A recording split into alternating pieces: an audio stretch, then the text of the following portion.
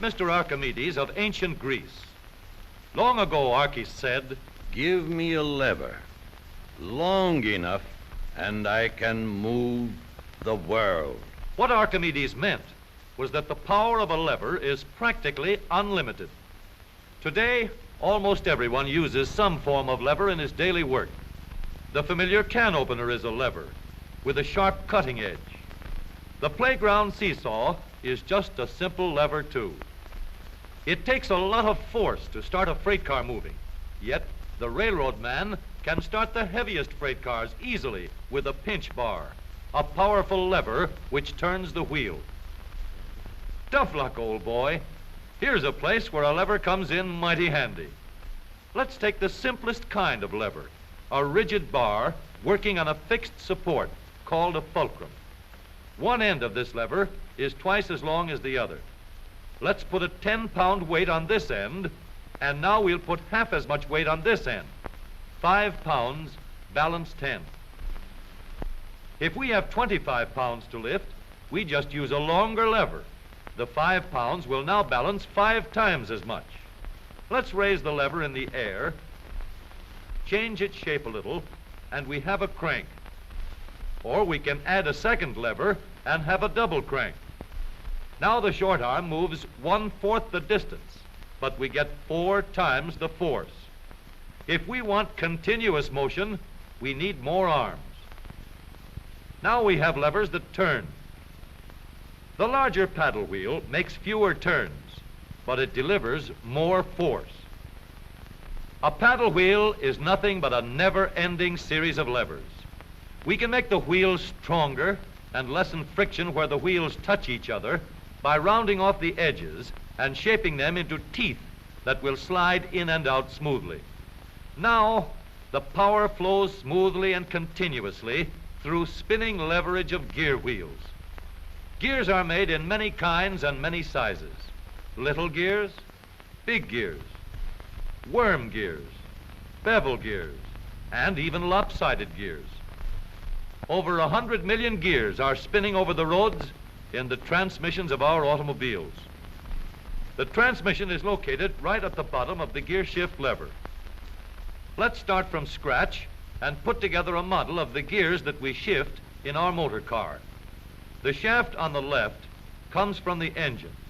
The shaft on the right carries the power back to the rear wheels. To connect these two with gears, we'll need another shaft, known as a counter shaft.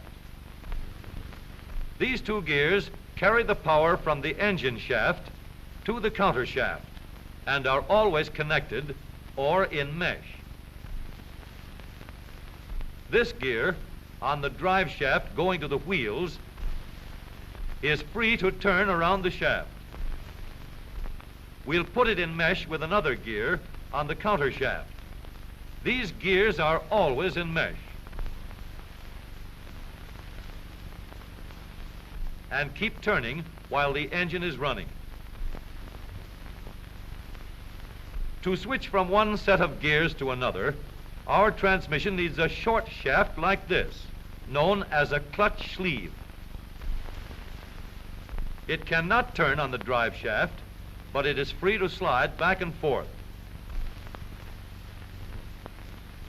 On the sleeve, we'll mount a large gear, which we can shift back and forth to mesh with the small gear in the middle of the counter shaft.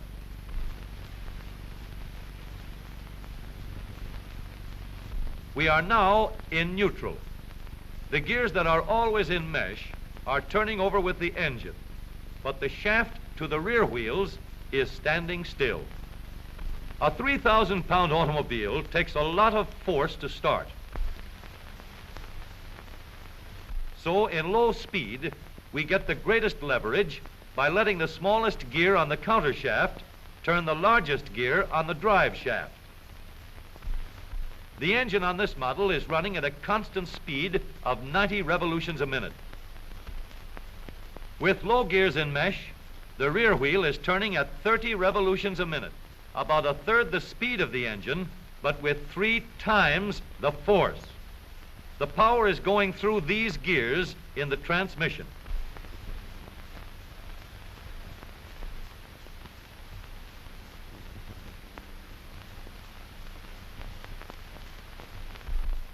After we've started the car rolling, we want fast pickup. So we shift into second by sliding the sleeve backward to mesh with this gear on the shaft to the rear wheels. The wheel is now turning at 60 revolutions a minute, and the power flows through these gears.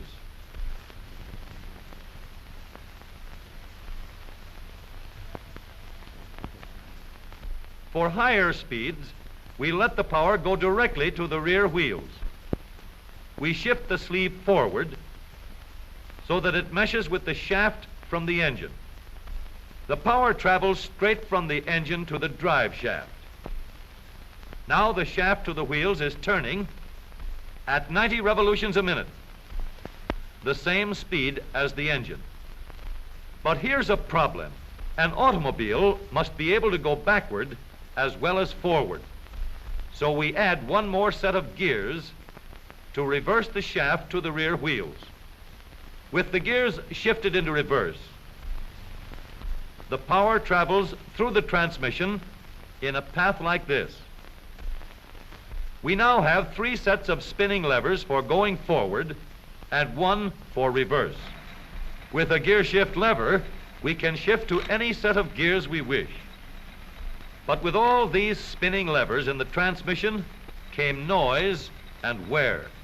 Experts could shift gears quietly by careful timing of the gear shift and the engine speeds, but most of us made plenty of noise until new engineering developments made possible the long series of improvements that followed. When we shifted gears, we got a clash because the gears were not running at the same speed. In other words, not synchronized. So engineers set to work to develop a synchronizer. The synchronizer works like a cork twisted into the top of a bottle. The cork will turn until it is so tight that the bottle turns with it. Synchro mesh works the same way. When we shift into second or high, the synchronizer brings the gears to the same speed before they come together. The drums won't let the gears shift unless they are turning at the same speed. When the gears come together, there is no clash, and the shift is made quietly and easily. In the transmission of the up-to-date automobile, we have a powerful low gear to give us a strong spinning leverage in starting. A fast-turning motor must set the weight of the car in motion. In second speed, we can change leverage to get going fast at the same engine speed. With the leverage of third gear, power goes directly to the rear wheels, and we can go as fast as we want. Now every driver can shift gears at any time, regardless of speed. Here is a hill that will give us a real chance to see how smoothly and reliably our spinning levers work in our automobile transmission. This driver is going to let her car gain a speed of 60 miles an hour down the hill.